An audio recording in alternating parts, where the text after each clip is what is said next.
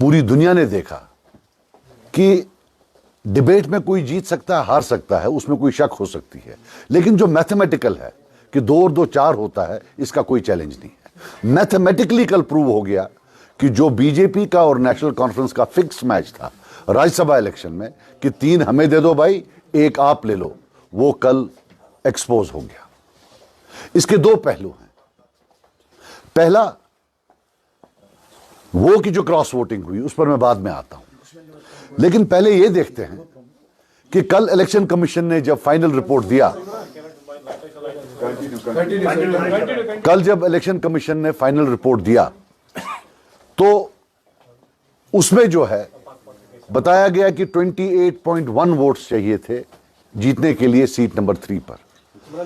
और जिनको basic mathematics आता है सबको पता है कि 29 वोट्स अगर आते तो कैंडिडेट नंबर 3 जो है वो जीत जाते।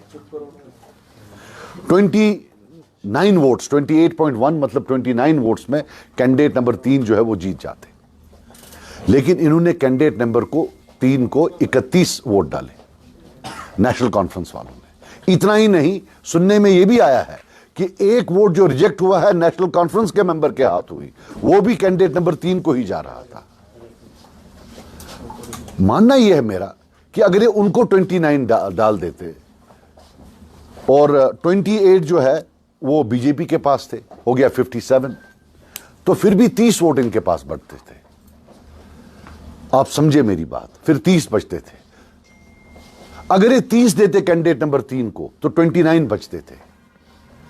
यह भी सच है कि टाई में भी नेशनल कॉन्फ्रेंस ही जीत जाती।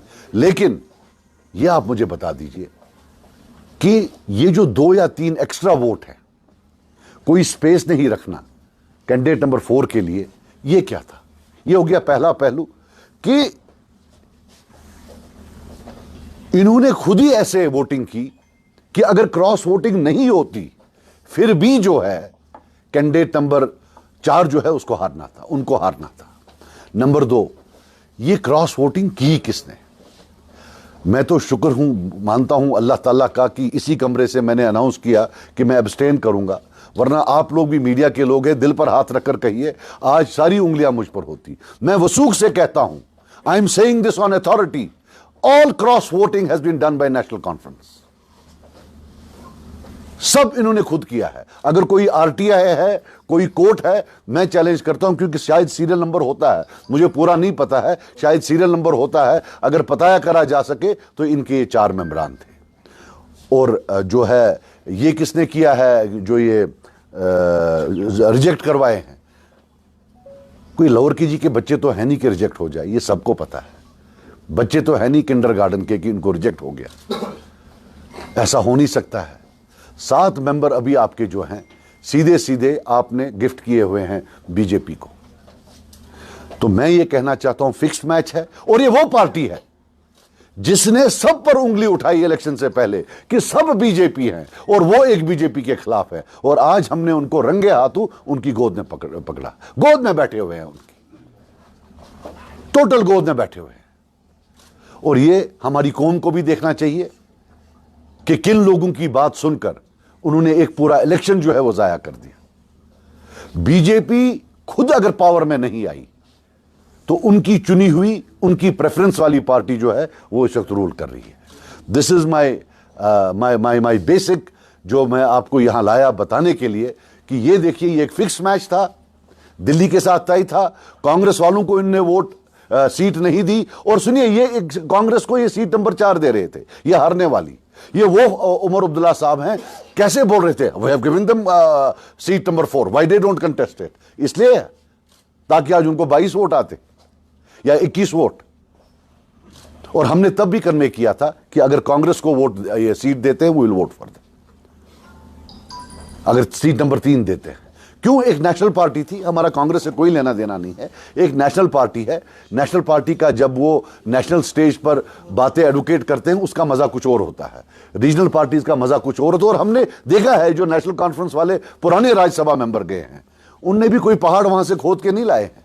वो भी वो एंड पर वो छोटे मोटे अपने काम, जनाब जो है हमारा ये काम कर दो, हमारा वो काम कर दो। और एक बात लिख के रखना, ये जो 3 बंदे जाएंगे इनका पहले दिन से होगा कि कौन सा मौका है इनको मोदी जी या होम मिनिस्टर साहब का जो है अकेले दीदार हो, और फिर वहां उनको बोलेंगे याद रखना जनाब आप अपना काम करो, हमें अपना करना दो। उनका काम क्या है कि आप मारो जितना मार सकते हो, लेकिन हमें रोने दो।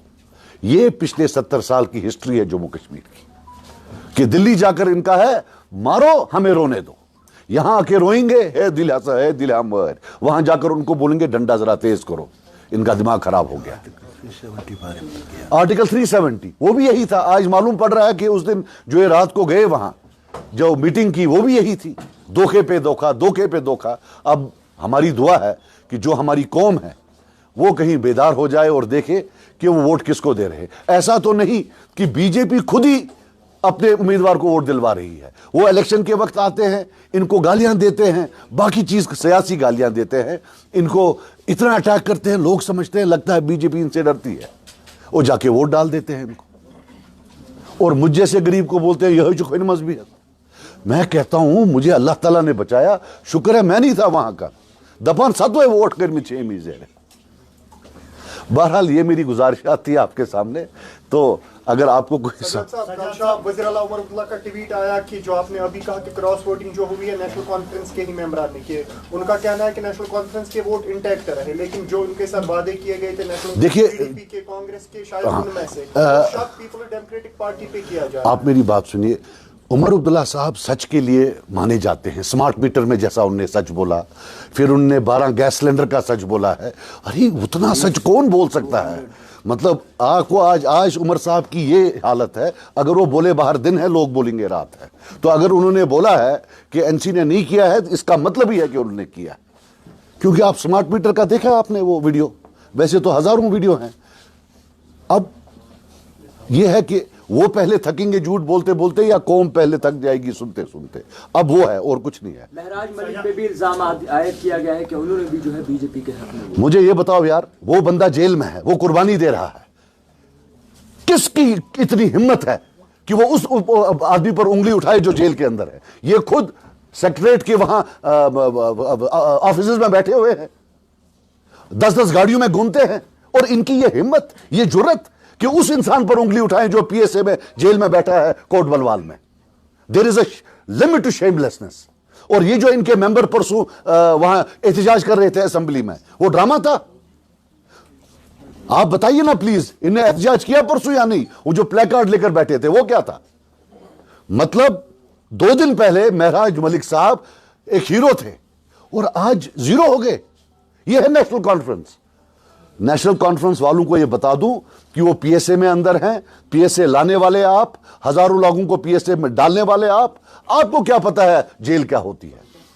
आपको जब बंद रखा 2019 में, हम तो सब होटल में थे, आपको क्या पता कोट बलवाल क्या होता है? आपने तो लोगों को वहां भेजा है, कभी बैठा नहीं है वहां। ये महराज मलिक जानता है कोट बलवाल में बैठना क्या होता है। और ये इनकी ये जुर्रत कि उस पर उंगली उठाए। एक होता है शर्म, दूसरा होता है बेशर्मी। हर बेशर्मी की हद पार हुई है। How can they accuse him? वो तो जेल में है बेचारा। आप खुद 10-10 गाड़ियों के काफिले में घूम रहे हैं, अय्याशी की जिंदगी जो है बिता रहे हैं, and you have the nerve to accuse a person जिसको जो है होम मिनिस्ट्री है J&K की, जो हमारे हाथ में नहीं है, उन्होंने पीएसए में उसको बंद रखा। आप रो रहे थे पिछले 4 महीने से, 3 महीने से, तो सब झूठ था। फिर परफॉर्मेंस नहीं, वो तो फिर परफॉर्मेंस की अलग छोड़ दे, लेकिन मैं ये बात बता रहा हूं, हाउ डेयर दे अटैक महराज मलिक? वो कैसे वोट दे सकता है किसी को? सज्जाद साहब, आप कैसे पीडीपी का रोल देखते हैं, क्योंकि पीडीपी ने भी खुलेआम सपोर्ट किया है वहां पर? देखो भाई, मेरा जो था पीडीपी को एब्सटेन करना चाहिए था।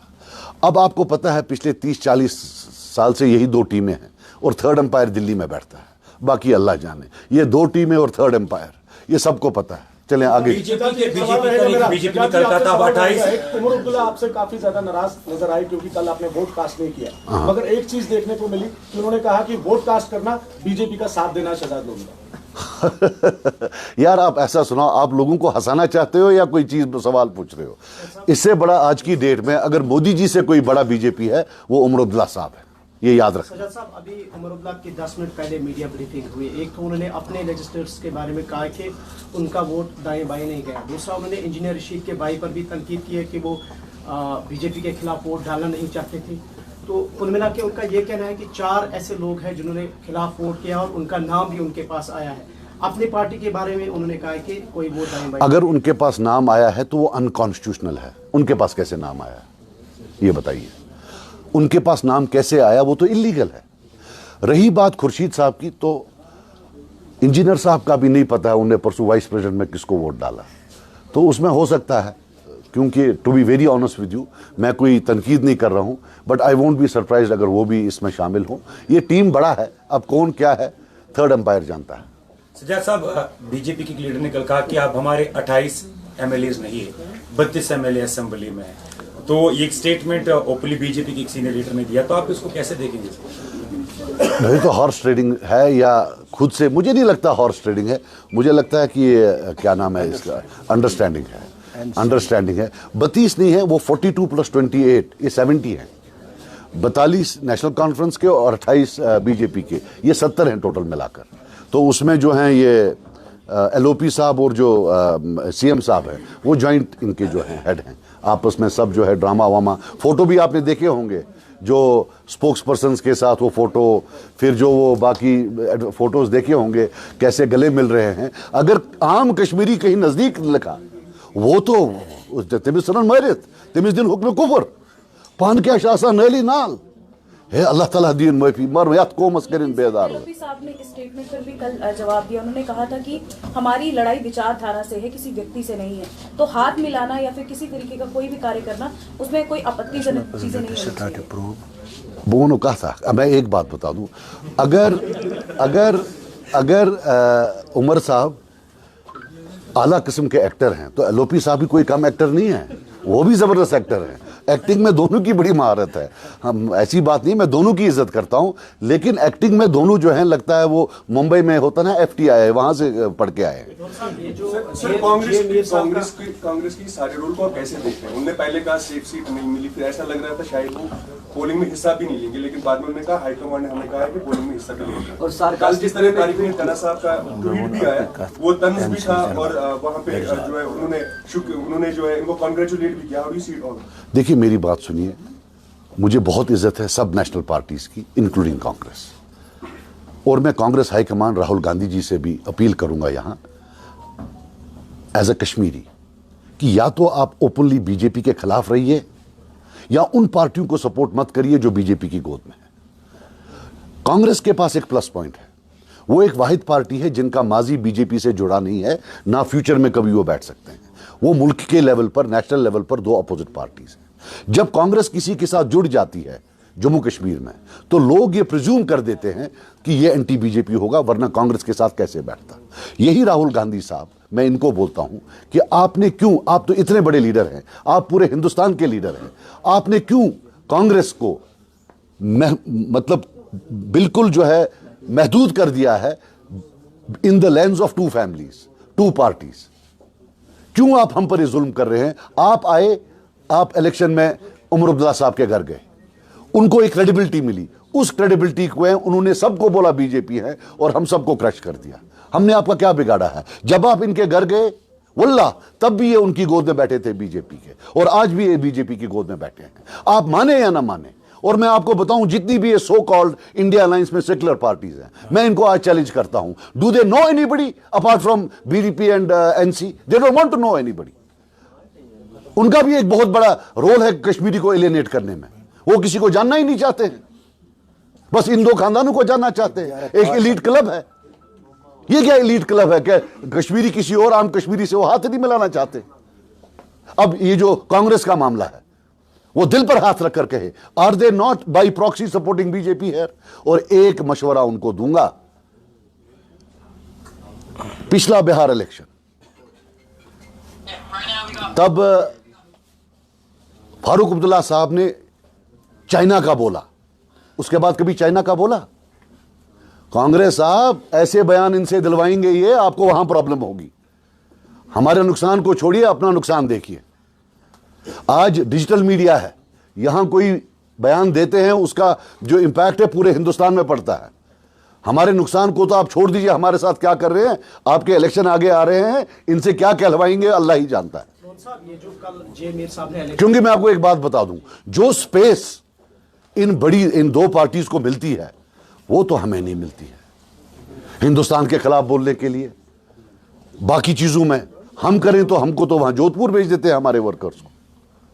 ये स्पेस जो है it comes at a cost, they are being used politically in the entire country. कि बताओ ये, फिर वो वहां बोलते हैं देखो ये कांग्रेसों से मिले हुए हैं, देखो वो ये क्या बोल रहे हैं, उनको समझ ही नहीं आ रही है वो क्या बनवात। हम पन्नु की वाला मुझे फिक्र था ना 100% जो है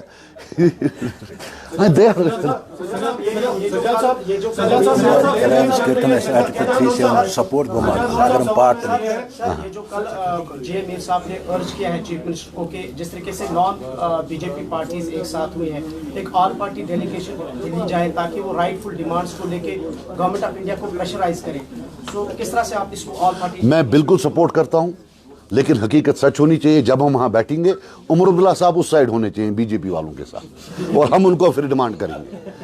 What is this यार? बट मैं मीर साहब की जो डिमांड है बिल्कुल जायज है, इनको बीजेपी समेत सबको लेना चाहिए और वहां मिलना चाहिए। अलायंस के 70, 48, 42 उनके, 28 इनके और बाकी हम सब जाएंगे, इसमें क्या है। सज्जाद साहब आपने कहीं ना कहीं जो है नेशनल कॉन्फ्रेंस पर इल्जाम लगाया कि उन्होंने कहीं ना कहीं मैच फिक्स किया है बीजेपी के साथ, तो इस हवाले से कांग्रेस आपको नहीं लग रहा कि एक कंफ्यूजन का शिकार हो रही है? तो आप कांग्रेस को क्यों नहीं अप्रोच कर रहे हैं एक अलायंस के हवाले से, सो दैट कि जम्मू कश्मीर में जो फर्दर आने वाला कल है सियासत का वो स्ट्रांग हो? ये अलायंस जो आप मैच फिक्सिंग की कहते हैं, उस हवाले से आपका स्ट्रैटेजी क्या रहेगा? यार वो पहले तलाक तो देने वहां, फिर बाद में देखते हैं। सज्जाद साहब असेंबली का इतने पेट करवा क्या चुकवाना।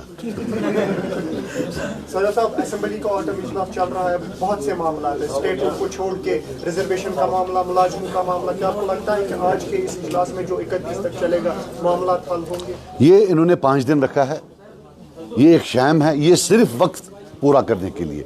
जो 6 महीने का वक्फा होता है ना, ये सिर्फ उसके लिए है और किसी चीज के लिए नहीं। जहां तक रिजर्वेशंस का मामला है, मैं आपको एक चीज बता दूं यार, प्लीज आप सुन ले प्लीज।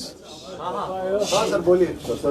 जहां तक रिजर्वेशंस का मामला है, ये गवर्नमेंट जो है, ये गवर्नमेंट कत्ल करने निकली है यहां मेरिट को, ओपन मेरिट को। और एक चीज आपको मैं बता दूं, आने वाला कल का डिजास्टर जो जम्मू कश्मीर में होगा वो रिजर्वेशंस की वजह से होगा।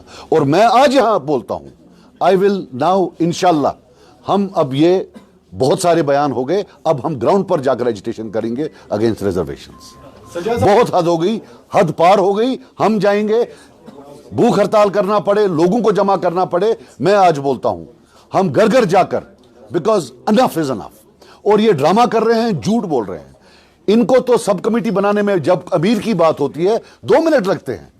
सब कमेटी बन रही है, ये क्या कोई क्लासिफाइड डॉक्यूमेंट्स है? हम रिपोर्ट टेबल नहीं करेंगे, क्या हो रहा है ये?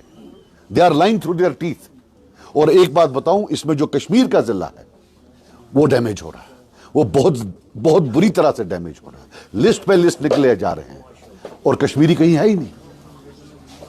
इतना ही नहीं, जो हमारे एसटी हैं वो भी कहीं नहीं है, तुम तिशन कोई नहीं। तो ये तो एक बड़ी प्रॉब्लम है।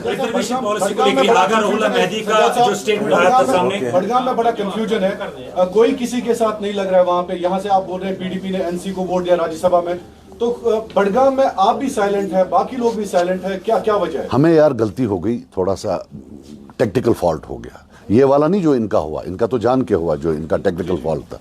हमें खुद अपना टेक्निकल फॉल्ट हुआ, हम कैंडिडेट नहीं जो है ना रख पाए। तो अब हम देखते हैं उसमें, हालांकि उसमें बडगाम एक टिपिकल कॉन्स्टिट्यूंसी है, ये टिपिकल कॉन्स्टिट्यूंसी नहीं है। उसमें एक कम्युनिटी का बड़ा असर रहता है, फिर उसमें पीर मरीदी है, तो उसमें एक जो है ना, उसमें वो फैक्टर ज़्यादा इंपॉर्टेंट है। Politics of J&K is the less factor, more important is there. जो वहाँ कम्युनिटीज़ हैं, उनका जो मजहबी असर है वो ज़्यादा है। तो उसमें देखते हैं कैसा होगा।